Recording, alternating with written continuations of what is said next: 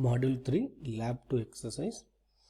Design, develop and execute a program in C under Unix or Linux environment to implement a simple echo server and demonstrate its working. So you need to design a simple echo server model.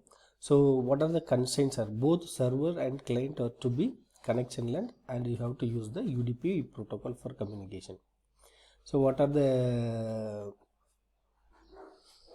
functionality you have to add in the echo server? First, client reads a line from the standard input and writes the line to the server.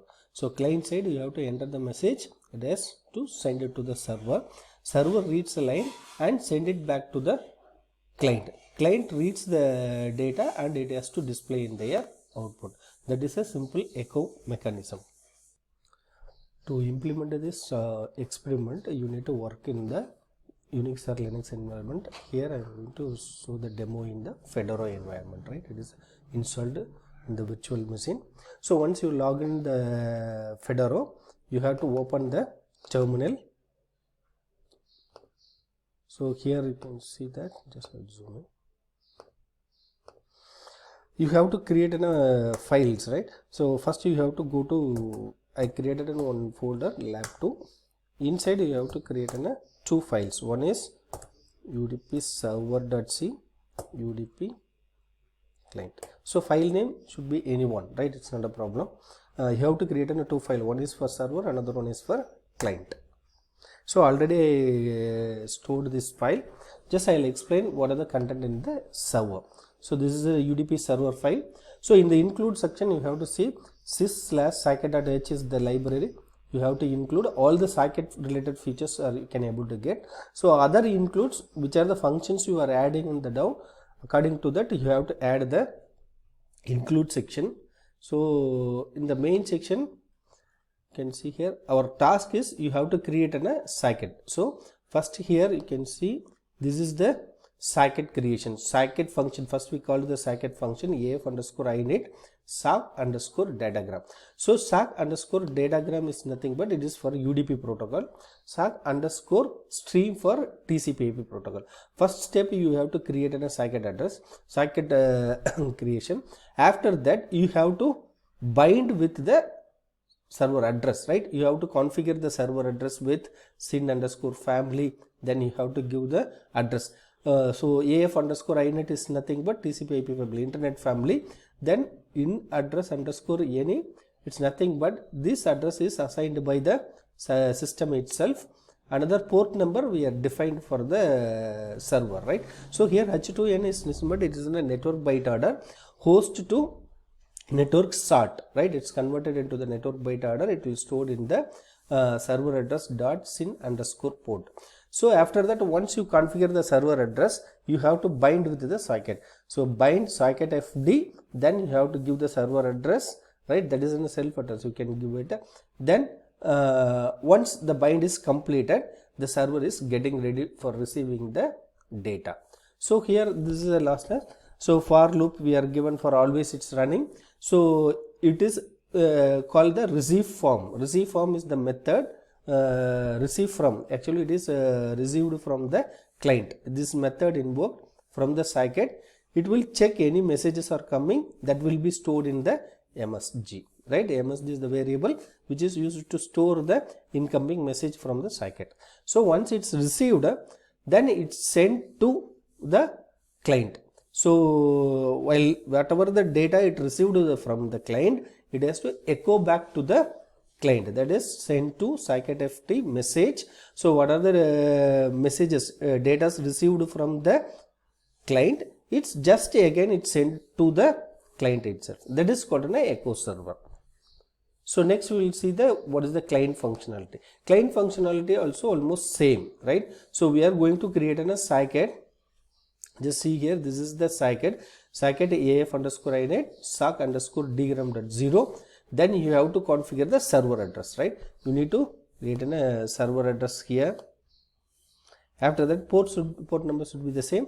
Next you are going to connect with the scikit fd, then server address. So by passing the server address, the client make the connection between the server.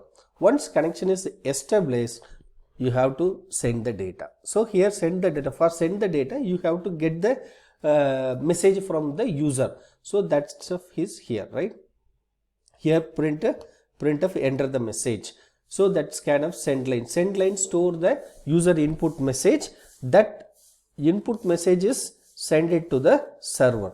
Afterwards, we called the receive from function. Receive from function always check the socket whether any data is arrived or not. So at the time if the data is coming means it will be stored in the receive line. So receive line just we are going to print. It is the message from the server output. So if you are giving the input in the client side, it has to send it to the send to function, send to the server. Receive from, it's receive from the data from the server. Once it's received, then just it will display the content in the client. This is called an echo server implementation. So now I will show the demo how to run this program. Just I will close this one. So you have to open the two terminals.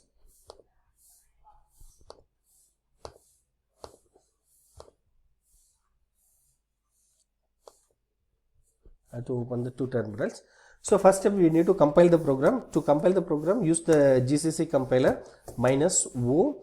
What is the output file name? Just I will give server. Then what is the input file name? udp server.c.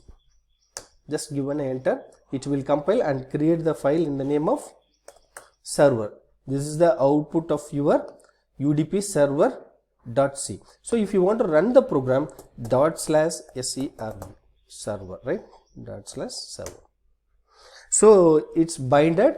So it's created in a socket, then binded, then afterwards it's waiting for client. So now you have to create in a open the another terminal. So in this terminal you have to compile the client program gcc -o client, then udp underscore client.c. You have to compile and create an output in the name of client.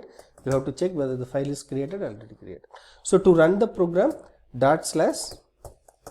/client, just enter.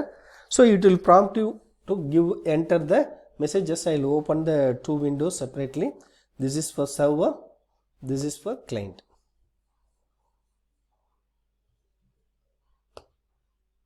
And this is for client. So enter the message. I will give welcome message, right? I will give enter in the client side. So if you are enter this welcome message, it has to send by the client to the server.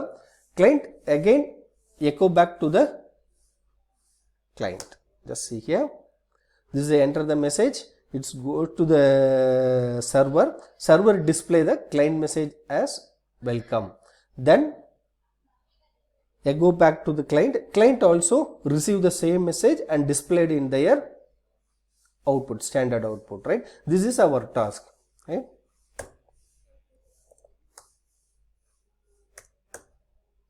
Another message, right? So likewise, if you are giving the testing, it's sent to the server, then get back to the client terminal. This is an echo server program.